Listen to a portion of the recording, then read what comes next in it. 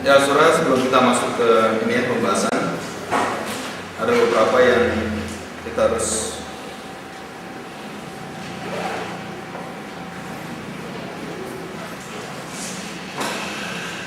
ini lihat film dulu ya.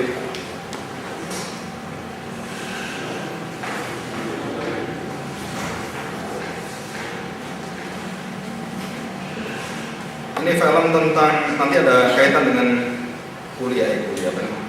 Pelajaran hari ini ya. Tolong ini suaranya nggak ada ya?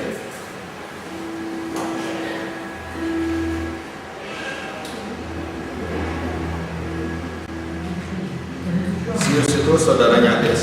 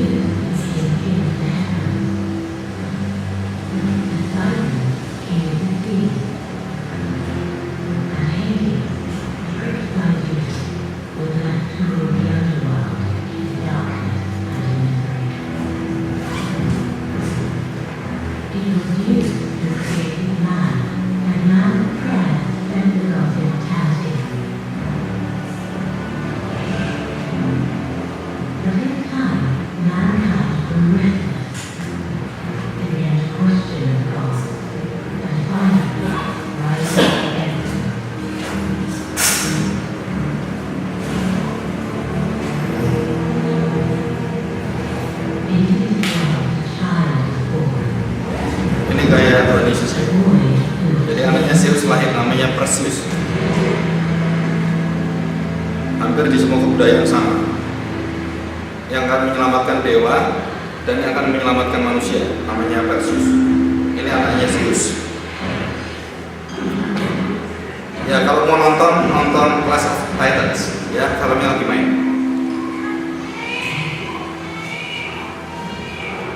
Ya.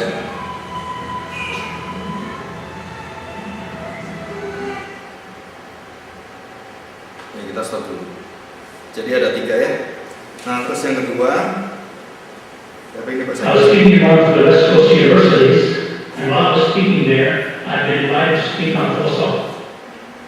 Ini suaranya. The theme when I arrived there, the fellow who picked me up was really quite intimidating, and he took me to a health food restaurant before I began to speak. I have nothing against health food restaurants. It's just that I've never seen too many healthy people.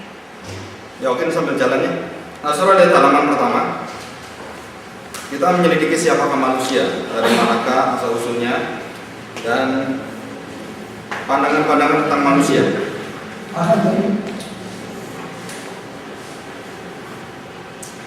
Ya, ini beberapa kuliah Raffi Zakaria itu bisa dilihat langsung dari YouTube. Ya, khususnya Mbak Batuan itu gratis ya, nggak usah bayar banyak. Jadi ini perdebatan dari mahasiswa yang ada di sana. Ini kira-kira tahun ini ya, ada tanggal-tanggalnya. Dan Raffi itu keliling dunia. Nah, saudara lihat halaman pertama, doktrin manusia dan dosa. Jadi kita akan bagi dalam beberapa bagian. Yang pertama, asal usul manusia. Yang kedua, natur manusia, sifat manusia. Suaranya dimatikan, masuk ke rekaman. Ini Suara laptopnya dimatiin. kalau dia masih suaranya rekaman. Oh, dimatiin aja. Iya.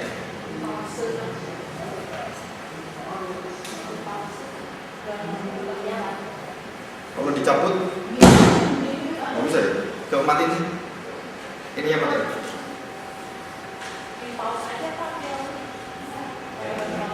Ya, dimatiin dari situ ya.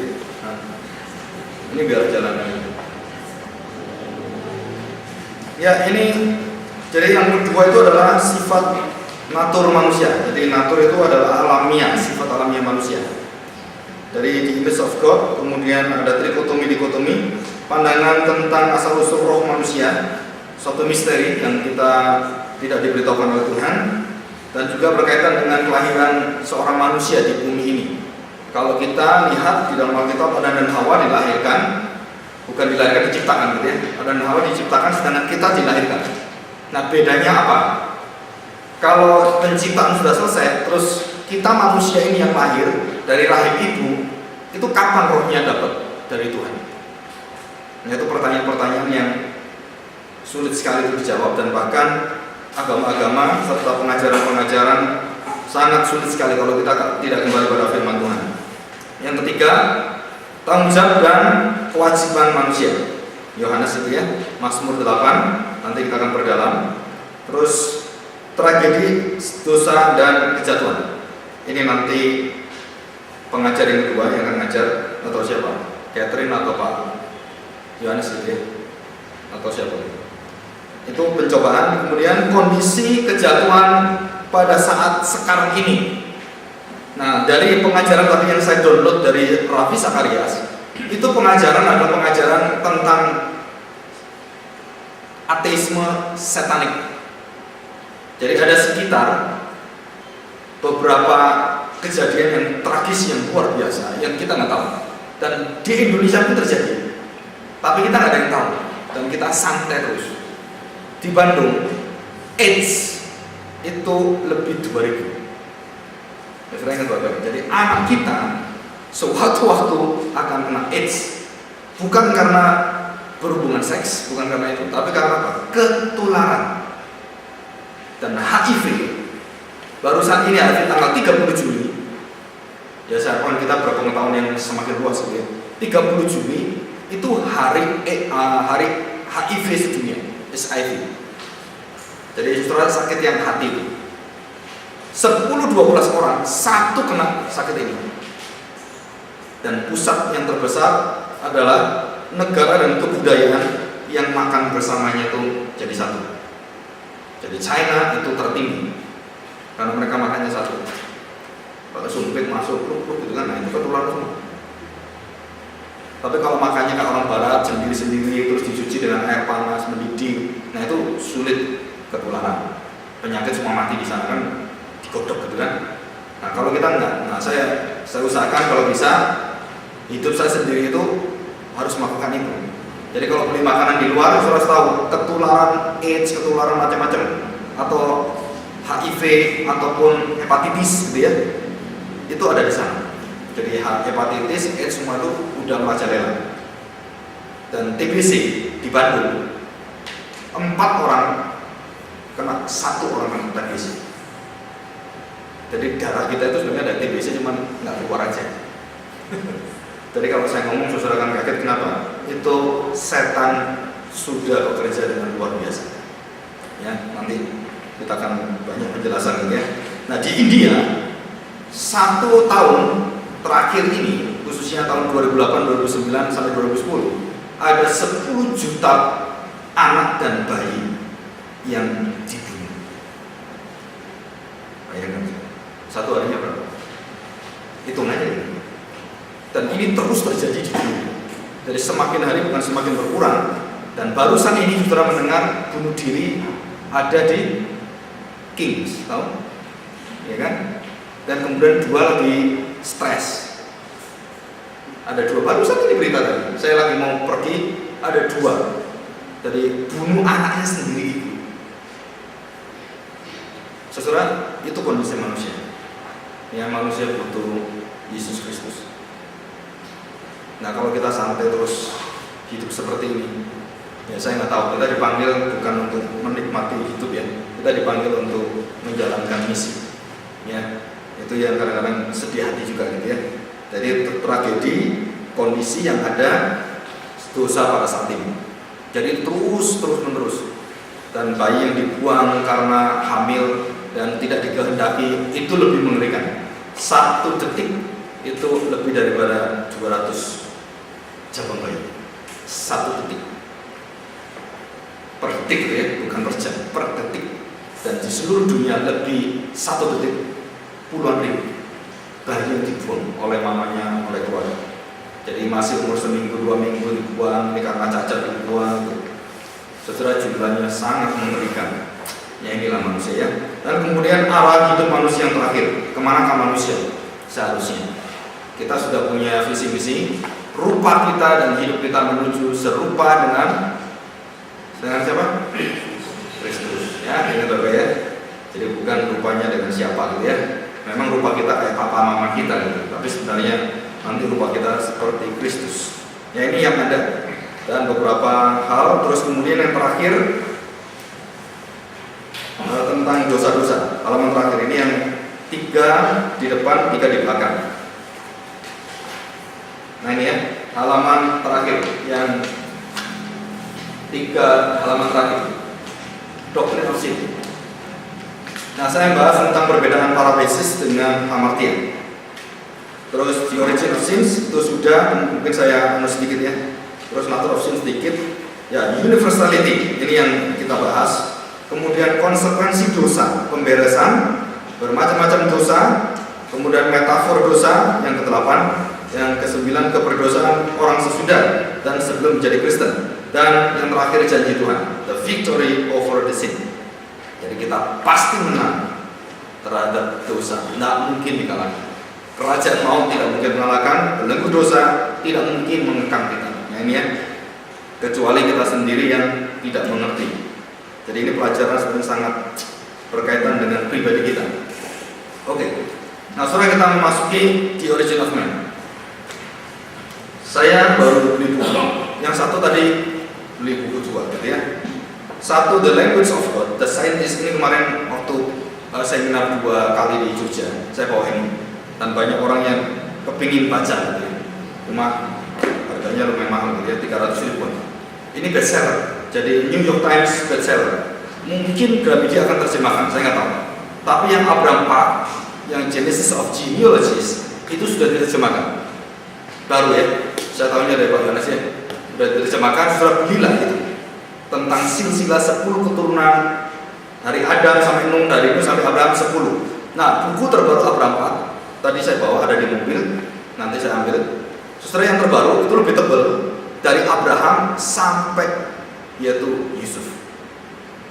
Ya, dari Abraham sampai Yusuf, dan sampai di dalam penyelesaian bangsa Israel keluar dari Mesir. Nah itu dipaparkan kondisinya, sejarahnya, tanggal, bulan, tahunnya, begitu persis. Itu hebat sekali. Jadi Abraham Park itu berumur sekitar 82 tahun sekarang. Nah, untuk Francis Collins yang menemukan The Language of God, saudara, ini bukan arti bahasa secara bahasa, bukan. Ini orangnya. Nanti ada di sini, bisa di-download dan bisa kuliah dia langsung. Satu buku ini ada 9 kali kuliah, 1 kuliah 2 jam. Dan saya sudah ikut 3 kuliah, ngantuk saya. Kuliahnya jam 1 sampai jam setengah 4 pagi. Jadi waktu di Jogja saya kurang tidur, kenapa? Karena dengerin kuliahnya dia. Ya, download dulu itu. Setelah itu baca-baca, terus 2 jam baru di replay. Dengar. Enak kan? Nah, suruh langsung dia jelasin ini dan luar biasa. Dan itu di Harvard University, Oxford, terus di Berkeley, di tempat-tempat yang Yale University, itu ada semua. Nah, saudara, nanti saya jelaskan sambil jalan. Ini adalah DNA manusia. Jadi Francis Collins adalah the chief of Genome Project. Jadi dia adalah ketua dari proyek DNA atau istilahnya pengkloningan. Dan dia dari ateis menjadi percaya Yesus Kristus. Dan kesaksiannya ada di sini. Kenapa saya beli? Karena dia percaya Yesus. Kalau enggak beli. Ngapain beli gitu kan? Nah, karena saya mau menyampaikan adalah kuasa Roh Kudus mengubah hati seorang sains yang begitu gak percaya Tuhan, akhirnya jadi percaya.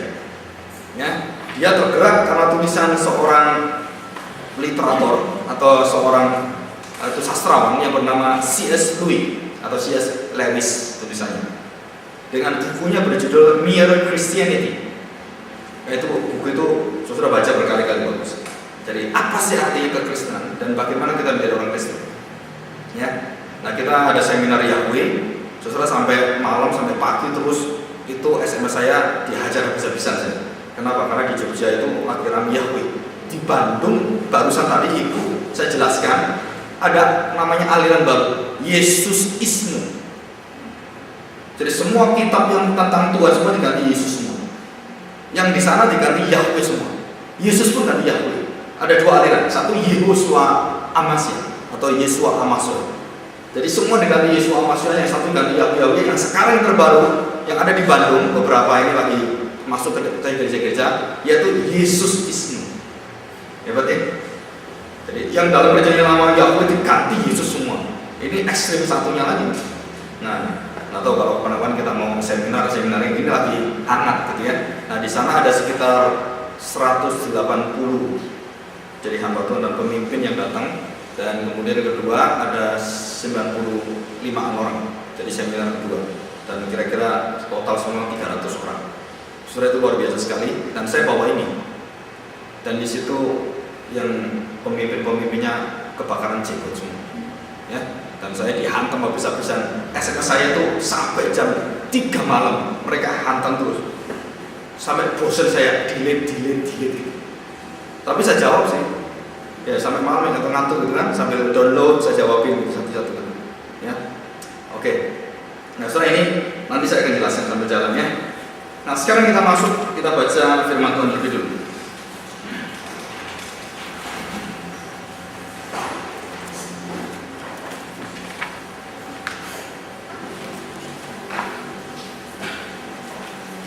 Kejadian pasal yang pertama.